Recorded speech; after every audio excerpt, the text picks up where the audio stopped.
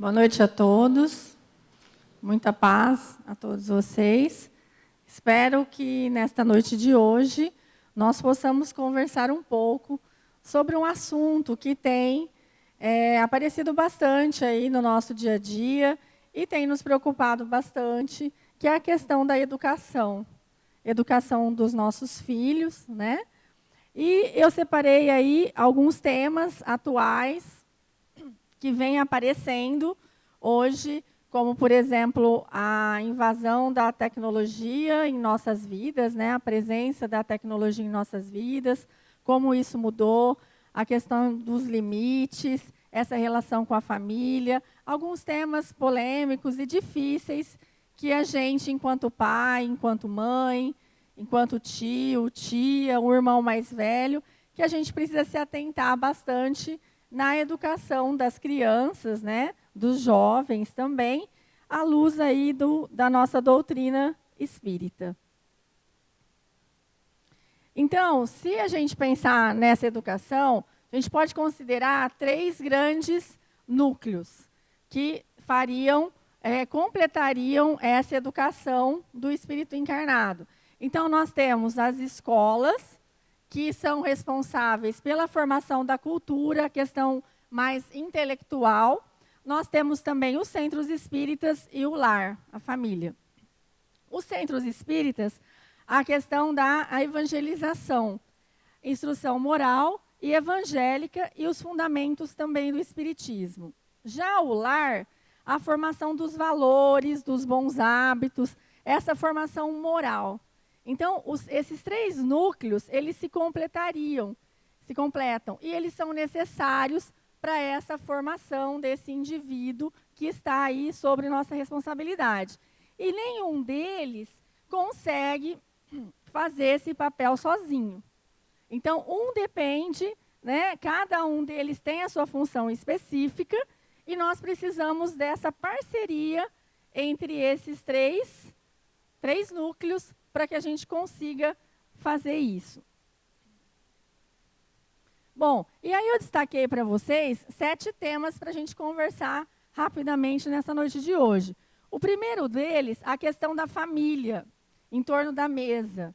Como que essas convivências estão em casa hoje. O segundo, sobre a tecnologia.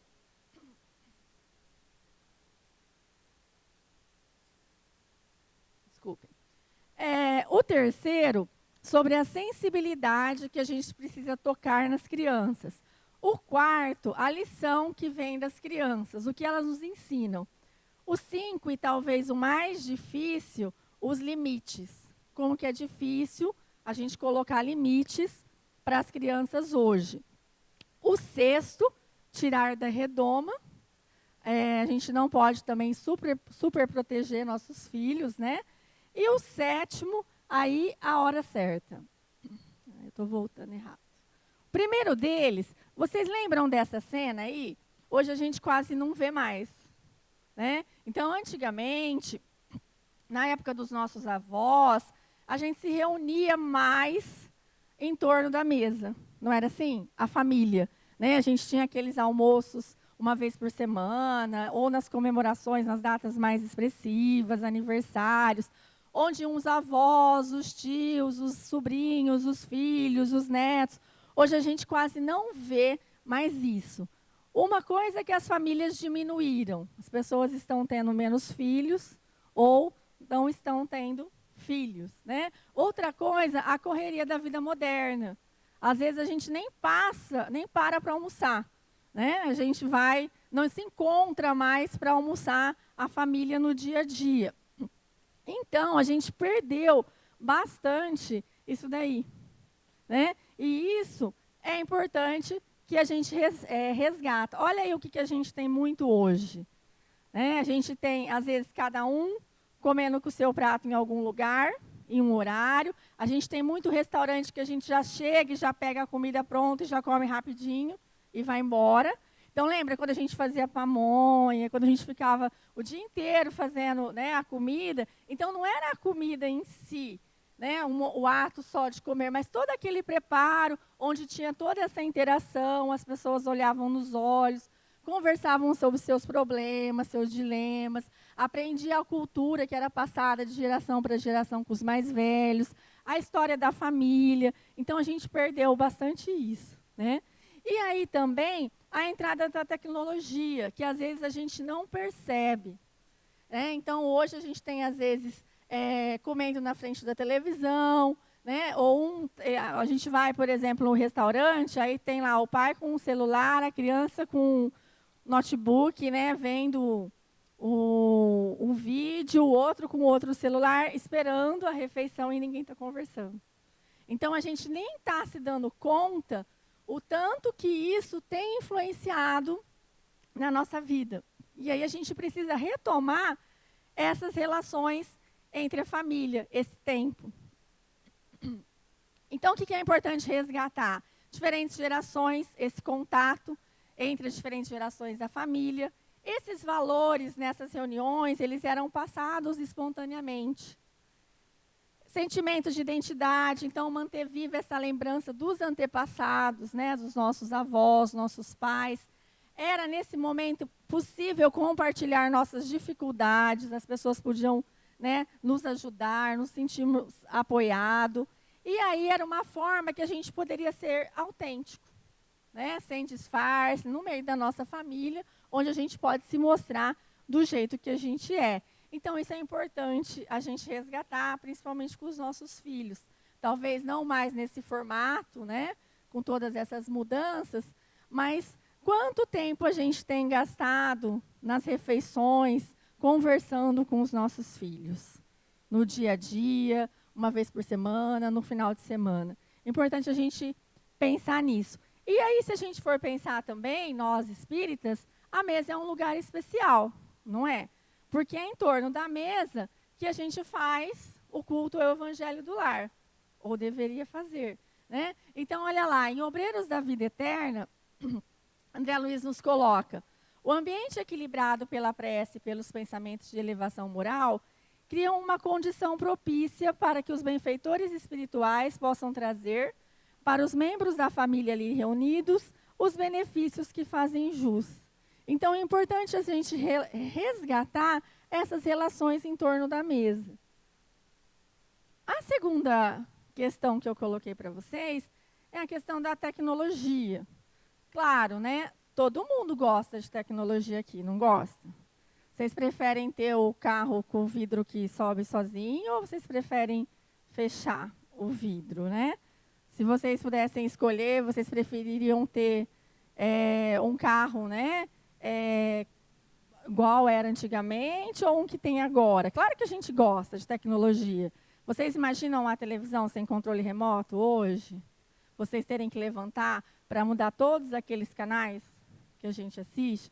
Então, a tecnologia a gente usa no nosso dia a dia, ela ajuda em uma série de coisas, ela é favorável, né? O que a gente precisa tomar bastante cuidado é com o exagero. Então, hoje vocês já devem ter percebido que as crianças estão nascendo sabendo. Não estão, praticamente, tecnologia? Hoje você dá um celular na mão de uma criança de menos 2 anos, ela consegue fazer mais coisas que você consegue no seu próprio celular. Não é? Eles já conseguem rapidamente entender como funciona e mexer no computador, no celular. E aí, essas novas gerações são as chamadas nativas digitais, aqueles que nasceram na era digital. Então, quem nasceu do meio da década de 90 para cá, são as pessoas que já nasceram no mundo onde tinha tecnologia, onde tinha internet, onde tudo era diferente.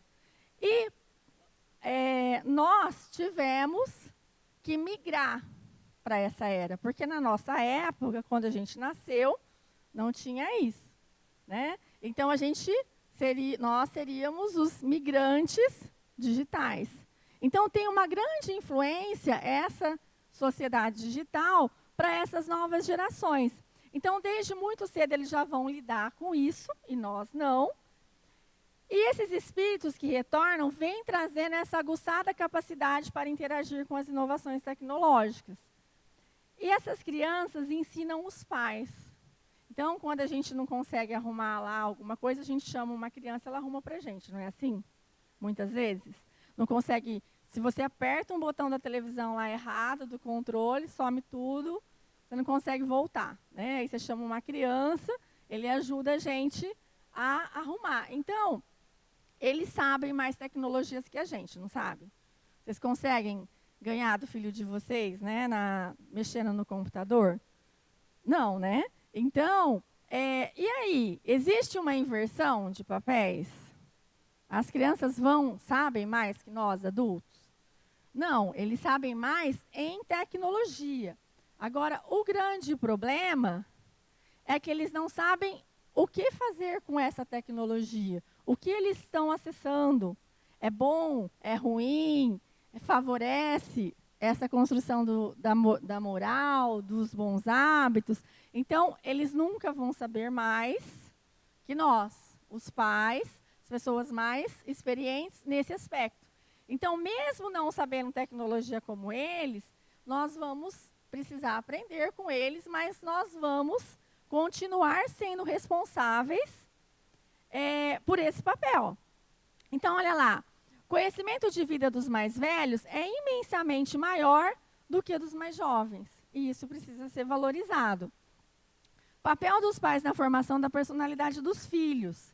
Então, esse papel, a tecnologia não vai substituir. Ninguém vai fazer por nós o que nós precisamos fazer. E aí a gente tem os primeiros 7 anos de vida do espírito encarnado que são fundamentais para essa construção, que é o período da infância. Inclusive, é o período em que o espírito é mais propício para esses aprendizados do âmbito moral.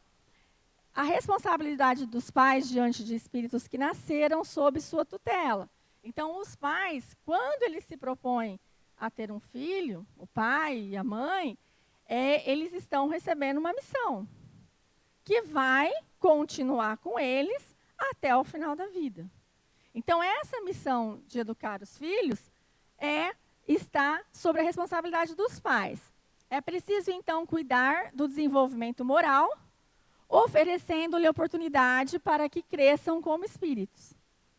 Então, continua essa responsabilidade. Então, olha lá, o que caberia, então, aos pais?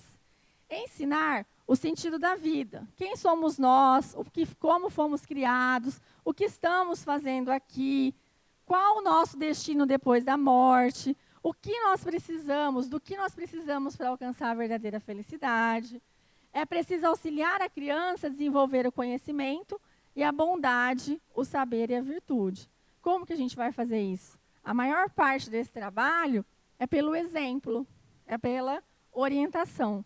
Vai depender muito do que os pais falam, mas também do que eles mostram. Por exemplo, quando eu falo assim, olha, você não pode mentir, porque mentir, eu não vou mais poder acreditar em você, eu não vou saber se você está falando a verdade, e aí você pode estar falando a verdade, eu posso achar que é mentira e não levar a sério, e assim por diante, uma série de explicações porque não se deve mentir.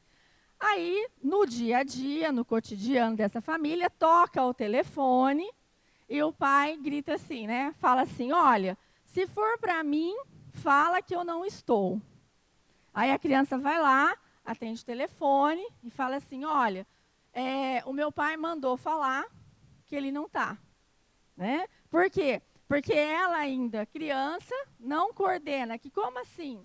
Ele mandou falar que não está, então se ele está mandando eu falar é porque ele está.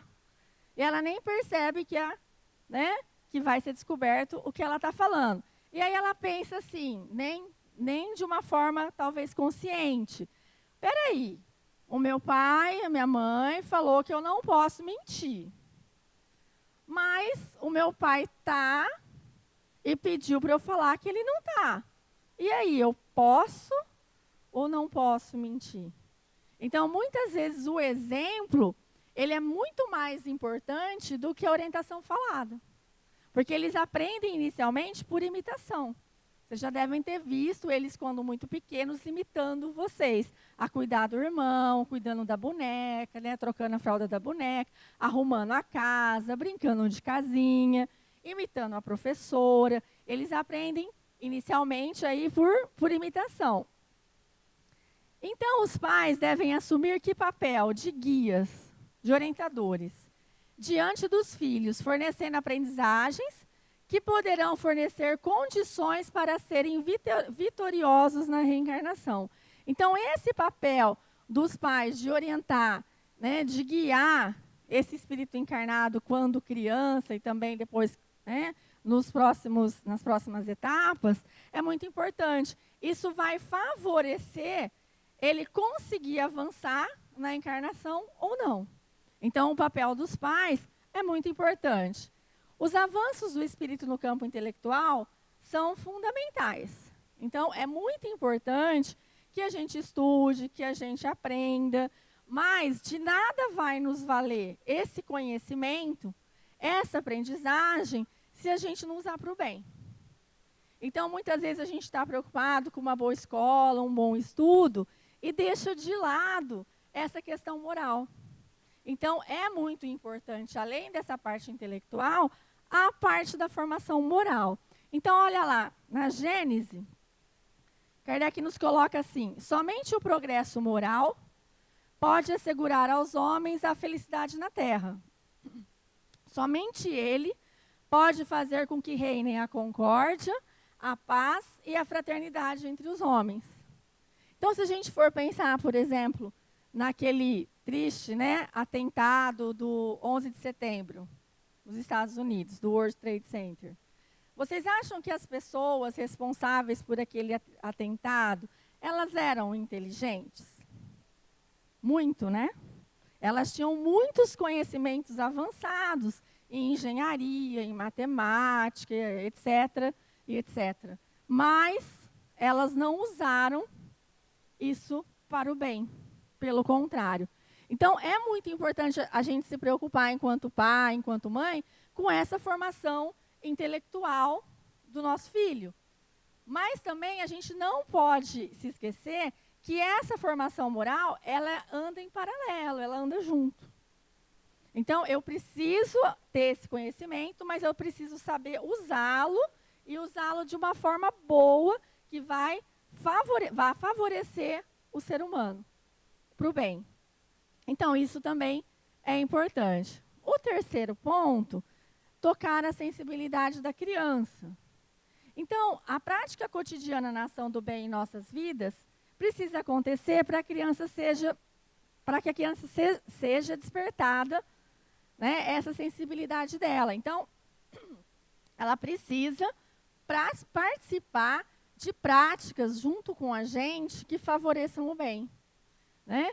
Envolver os filhos na prática da caridade também é importante. Então, por exemplo, ele fez aniversário, ganhou um monte de brinquedos novos, né? Então, é uma boa oportunidade para a gente ver o que ele não está brincando mais e o que ele gostaria de doar para crianças que não têm brinquedo. Então, levar esses brinquedos, né, para doar numa creche ou numa comunidade, ele já está participando desde cedo de atividades que ele possa ter esse exemplo. Mostrar aos filhos a dor do próximo, né? Então, o que acontece com as pessoas menos favorecidas, quando a gente para, por exemplo, no semáforo, quando a gente passa, por exemplo, ali na Badibacite, onde tem um monte de moradores de rua que dormem, né, embaixo ali daquelas lojas. Então, conversar com as crianças sobre essas questões também. Isso também é importante. Oportunidade de ensinar aos filhos valores importantes para a sua formação moral. Então, essas oportunidades vão proporcionar isso, que eles possam tomar contato com isso desde cedo. Sociedade se organiza na ajuda perante as tragédias, mas isso deveria ser constante. Então, esse é um outro ponto. Quando a gente observa, por exemplo, como quando teve o desastre lá em Mariana, a gente se mobilizou, não foi? Doamos água, dinheiro e uma série de coisas que eles precisavam. Então, a gente observa que quando tem uma tragédia, uma grande tragédia, a gente tem essa comoção nacional, internacional. Mas isso é muito válido, a gente precisa fazer isso, mas isso precisaria ser mais constante. E no dia a dia? Né? Como que eu estou convivendo com essas coisas? Né? O que eu estou fazendo? Que é, né, o nosso trabalho na caridade. Como que eu estou fazendo isso daí? Outra coisa que a gente precisa resgatar para que essa sensibilidade da criança possa aflorar. A gente chama na escola de palavras mágicas. Por favor, obrigado, dá licença. E aí a gente pode colocar bom dia, boa tarde, boa noite. Hoje, se você andar na rua falar bom dia, as pessoas até assustam quando ouvem bom dia. Por quê? Porque não é mais uma prática comum. Né? A gente deixou isso de lado, isso passou desapercebido. Então, às vezes, as pessoas passam por você e esbarram, não pedem licença, não falam, não se desculpam. Né? Então, a gente precisa também trabalhar isso com as crianças desde cedo. O quarto item seria o que as crianças nos ensinam, a lição que vem das crianças. Então, quando a gente para observar as crianças, a gente também pode aprender com elas. A gente percebe uma geração mais consciente em relação às questões ambientais. Inclusive, agora há pouco tempo, passou na televisão, foi proposta aí pelo Ministério da Educação, as escolas todas fizeram a campanha contra a dengue, do combate à dengue. Vocês devem ter visto, ainda está passando. Por que isso foi parar dentro da escola? Lá na creche, lá nas crianças pequenas, nas maiores também. Porque esse trabalho de conscientização, de educação, começa lá embaixo, lá muito cedo. E depois, qual que é a ideia? Que eles levem isso para os mais velhos e que eles ajudem nesse processo. Então, a gente percebe que hoje, desde muito cedo, as crianças já têm uma preocupação com questões ambientais. Elas aprendem na escola e alertam os adultos. E aí elas vão cobrar os adultos. Olha, fecha a torneira, você está escovando o dente, pai. Fecha aí, vai acabar a água do planeta. Né? Não vai lavar a calçada, porque vai gastar muita água. Então, a gente percebe as crianças cobrando isso dos adultos. Há pequenos hábitos e atitudes que podemos adotar a fim de fazermos nossa parte na preservação do meio ambiente. Então, por exemplo, o simples fato de fechar a torneira, quanto que a gente consegue economizar de água? Bastante. Né? Nós estamos parando, né, para ver esse tipo de coisa. Então, são hábitos simples e atitudes pequenas que as crianças nos ajudam a lembrar disso e que podem melhorar bastante nossas questões ambientais. Conversar com as crianças sobre educação ambiental. Uma outra questão também importante. Né? Os pais, aí, a escola, trabalhar isso. Esse aqui talvez seja o mais difícil deles. A questão de colocar os limites para a criança. Falar não. Né? E sustentar esse não. Hoje a gente observa que os valores estão muito invertidos. Então, por exemplo, na minha época, eu não sou tão velha assim, mas quando eu estava na escola, se viesse uma reclamação da professora, minha mãe virava e falava assim, dependendo do que eu ouvi lá, você vai ver. Né? Hoje, quando o professor pede para o pai ir lá e reclama do aluno, o pai fica bravo muitas vezes com o professor. E não com a criança. Vocês já devem ter visto isso aí, por aí, na mídia, né? Em jornal, televisão. Então, essas coisas estão muito invertidas. As crianças estão podendo fazer tudo. Então, a gente tem criança com 3 anos de idade que decide o que a família vai comer, o que a família vai assistir na televisão, o que a família vai fazer. Tá? Então, a gente tem verdadeiros reis dentro de casa com 3, 4 anos. E isso vai ser muito complicado, já é com 3, 4 anos. Imagina lá na frente, quando ele for adolescente. Então, os limites, né, eles são muito importantes e são muito difíceis da gente lidar. Atitudes e exemplos são elementos que irão alimentar espiritualmente as crianças. Então, olha lá, em Fonte Vida, Emmanuel nos coloca: lembremos-nos da nutrição espiritual dos meninos através de nossas atitudes e exemplos, avisos e correções. A gente precisa avisar quando eles estão fazendo uma coisa errada, né? A gente precisa cobrar isso deles e pedir, inclusive, reparação em tempo oportuno. De vez em que desamparar moralmente a criança nas tarefas de hoje será condená-la ao menosprezo de si mesma, nos serviços de que se responsabilizará amanhã. Então, isso é bastante importante. Então, olha lá. Qual seria, então, a tarefa desses pais conscientes? Ter atitudes éticas corretas aliadas aos bons exemplos. Então, eu preciso conversar isso com a criança, mas eu também preciso ter uma atitude e um exemplo favorável. Então, quando uma criança em casa presencia uma discussão entre o casal e ouve gritos, né? E ouve, né, percebe esse conflito, isso não é favorável para a criança. Então, a gente tem que tomar bastante cuidado para não brigar na frente das crianças. Mesmo que a gente não esteja se entendendo, na frente das crianças, quanto menor a criança, isso é mais complicado. Aí a gente tem até toda uma explicação depois lá na psicologia, que a criança vai se sentindo culpada por esses desentendimentos dentro de casa. Ela vai, né, trabalhando com isso como se a culpa fosse dela. Então, a gente precisa tomar bastante cuidado. Auxiliar a criança a guardar no coração as sementes do bem. Cercar a criança de cuidados. A gente precisa prestar bastante atenção, porque criança, gente, 1 minuto que vocês dão um descuido pode ser fatal, né? Por exemplo, até aos 3 anos de idade, eles aprendem pelos sentidos. Então, eles vão colocar tudo na boca. Eles vão colocar no ouvido, eles vão colocar no nariz. Então, eles vão colocar feijão, eles vão colocar um objeto pequeno que pode ser engolido. Então, isso é muito complicado. Então, não adianta ficar bravo, falar, você não pode engolir isso, você já não sabe disso, né? E reprimir de uma forma mais ríspida. Por quê? O que tem que ser feito, então? Não deixar esses objetos ao alcance das crianças. Então, a gente precisa tomar muito cuidado, né?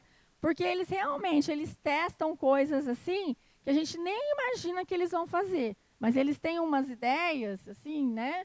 Muito criativas e perigosas. Por quê? Porque eles não têm noção do perigo ainda. Então, a gente precisa ter esses cuidados. Dar avisos e providenciar correções diante dos erros. Ah, você trouxe, né, para casa um brinquedo que é da escola, sem pedir, a gente vai precisar voltar lá na escola, avisar que você trouxe, né? Você vai ter que se desculpar e devolver esse brinquedo. Então, a gente precisa ajudá-los nessas correções quando eles erram.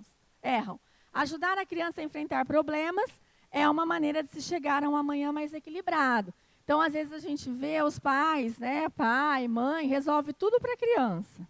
Então, a criança vai lá, chega em casa e fala, eu briguei na escola, o fulano, né, me bateu. Aí, o pai, ao invés de ir lá e ajudar, conversar com a outra criança, né, com a professora, vai lá e tira satisfação com a criança. Né? Então, resolve pelo filho. Então, na verdade, o que a gente precisa fazer é ajudá-los a resolver os problemas e não resolver por eles. Senão, eles não vão aprender a resolver. Precisa ensinar o filho a ter limites em suas ambições, medir consequências e seguir regras. Então, por exemplo, a gente vê hoje as crianças escolhem roupa, né, para sair. Então, muitas vezes, eles querem escolher do jeito, né, que eles acham lá da cabeça deles que é a roupa que eles querem. Uma criança com 3 anos, ela não tem condição de saber se ela precisa pôr um agasalho ou não. Ela não consegue. A gente, às vezes, sai sem um agasalho e passa frio, não é? Adulto. Ou a gente sai com muito agasalho e passa calor. Imagina uma criança de 3 anos. Então, como que eu posso, né, ajudá-la a ter limite, ajudar a fazer escolhas e ter autonomia? Olha, está frio. Você vai colocar casaco. Você quer colocar O vermelho, o amarelo ou o azul? Colocar agasalho não está em discussão, porque está frio. Se ela escolher já qual dos 2 ou 3 ela quer colocar, já é uma possibilidade dela trabalhar com limite e com autonomia. É importante usar o diálogo, tentar achar o meio termo. E isso é muito difícil, né, gente?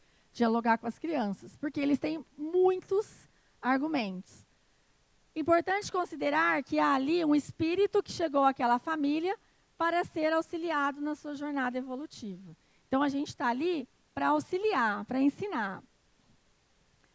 Aprendizagens que devem ser feitas pelas crianças. Tolerar a frustração, isso é muito importante. Então, desde que a gente nasce, que a gente é bebezinho, a gente tem necessidade de lidar com frustração para crescer, para evoluir. Então, se a gente pegasse, por exemplo, um bebê, toda vez, antes dele sentir fome, a mãe desse o peito. Antes dele sentir frio, ela colocasse a roupinha. Antes de sentir calor, ele não ia se desenvolver. É claro, vocês não vão deixar ele lá morrendo de fome. Mas sentir fome é importante para ele se desenvolver. Sentir frio, calor e lidar com a frustração. Então, desde bebê. Né? Então, isso é muito importante. Renunciar em favor do próximo ou adiar o prazer. Olha lá o que o Emmanuel nos coloca em Vinha de Luz. A sede da ternura palpita em todos os seres. Contudo, não se deve olvidar o trabalho que enrijece as energias comuns. A responsabilidade que define a posição justa, o esforço próprio que enobrece o caminho. Então, é importante que as crianças aprendam a lidar com o não desde cedo. Quando a gente fala tudo sim, quando ela cresce lá na adolescência, ela vai ouvir não do mundo, não vai? Porque a nossa vida são muitos nãos para um sim, não é? Então, é muito mais não do que sim. Então, essa lida com a frustração, com o não, é muito importante, inclusive para o futuro. O sexto, tirar da redoma. Então, muitas vezes, a gente precisa proteger os filhos, precisa tomar cuidado, mas muitas vezes a gente protege de tal forma como se eles estivessem dentro de uma redoma que nada vai afetá-los. E com isso, a gente atrapalha o desenvolvimento e o crescimento deles também. Então, a gente precisa ter aí um meio termo. Então, até que ponto os pais devem proteger a criança das ameaças do mundo? Quando é que a criança deve sair dessa redoma? Então, olha lá, a criança deve saber o suficiente para ter uma ideia do que está acontecendo e ter uma posição a respeito. Então, por exemplo, às vezes a gente tem pais que não deixam a criança ver notícias na televisão, saber o que está acontecendo no mundo, principalmente notícias mais complicadas, mais tristes. É claro que se a gente ficar o tempo todo assistindo aqueles noticiários, a gente fica bombardeado por uma série de coisas ruins. Mas é importante que as crianças saibam, da forma como elas conseguem entender, o que está acontecendo. Né? A informação é fundamental para o exercício consciente da cidadania. Então, aqui, olha, eu trouxe um exemplo que está bastante em alta aí hoje, né, na nossa sociedade, que é a questão da corrupção, pelo momento político que nós estamos vivendo em nosso país. Então, olha lá, o senso de justiça social, a gente pode explicar de uma forma bem clara algumas questões que atentam contra a justiça, a igualdade, o respeito pelo próximo, e um deles é a corrupção. Então, olha lá, desvio de recursos que vai prejudicar as pessoas. Uma criança de 9, 10 anos, ela consegue entender se a gente falar de uma forma mais simples. Então, por exemplo, um aparelho de tomografia, um tomógrafo, supondo que ele custe aí R$1 milhão. Esse aparelho, ele vai fazer muitos diagnósticos e ele pode ajudar a salvar muitas pessoas. Se a gente tiver um desvio, né, se não forem comprados com a verba pública de 10 milhões de reais e for feito outra coisa, a gente vai deixar de comprar 10 aparelhos desse, 10 tomógrafos. Né? Então, simular cálculos que estejam ao alcance da criança. Se a gente pensar nisso também, quantos salários de médicos poderiam ser pagos com esse valor que foi desviado? Quantas ambulâncias poderiam ser compradas, quantos remédios e assim por diante. Então, trazendo uma relação simples, que com 9, 10 anos eles conseguem começar a prestar atenção nessas questões aí. Então, não deixá-los totalmente protegidos sem saber o que acontece no mundo. Só para a gente finalizar aqui, um outro exemplo também de superproteção é quando a gente fica assim, receoso e acaba fazendo pelos filhos, porque acreditamos que eles vão sofrer em fazer aquele tipo de coisa.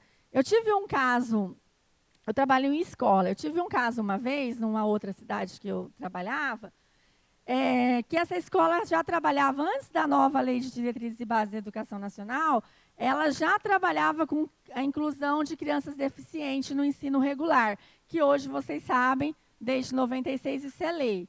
Né? As crianças com deficiência precisam estar no ensino regular. E aí chegou uma criança nessa escola, que tinha crianças com deficiência e sem deficiência, com 6 anos de idade, que não falava e que babava, não fechava a boca e babava. E aí, o que a gente pensou a princípio? Tem deficiência, tem alguma síndrome, tem alguma coisa errada com ela. Se vocês ficarem um tempo com a boca aberta, o que acontece? Vai juntar saliva e vocês vão babar, não é?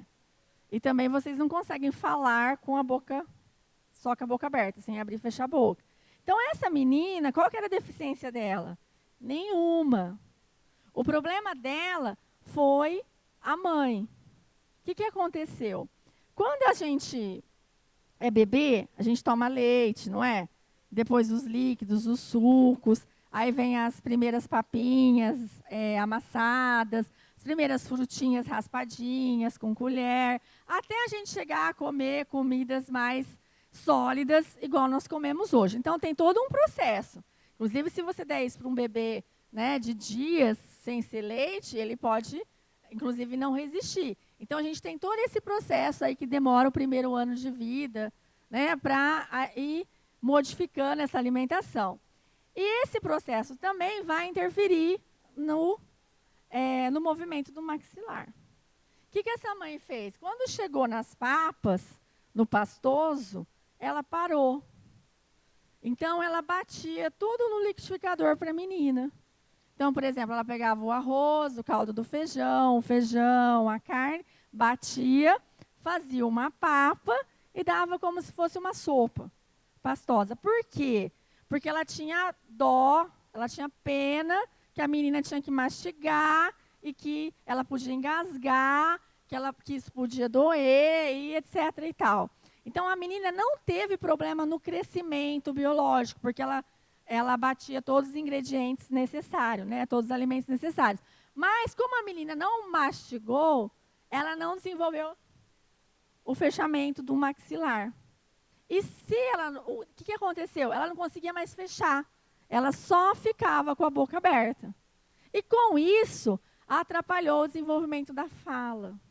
Então, a menina não tinha nada. Mas a mãe super protegeu de uma tal forma. Claro, essa mãe não teve essa intenção, né, gente? Ninguém erra tentando errar, né? Mas olha que absurdo, né, que chega. Aí, quando eu saí, nesse momento eu já estava saindo dessa escola, a menina ia passar por uma cirurgia para tentar recuperar esse maxilar. Então, essa mãe colocou essa criança numa redoma de tal forma para protegê-la de uma coisa que ela achou que ia prejudicar, né, e acabou atrapalhando. Então, a gente precisa tomar cuidado também em relação a esse outro aspecto. E o 7º, a hora certa. Será que eu tenho que trazer meu filho muito pequeno para o centro? Será que já tem necessidade dele vir, né, dele ficar na evangelização? Será que não é melhor eu esperá-lo crescer para ele escolher se ele quer ser espírita ou não?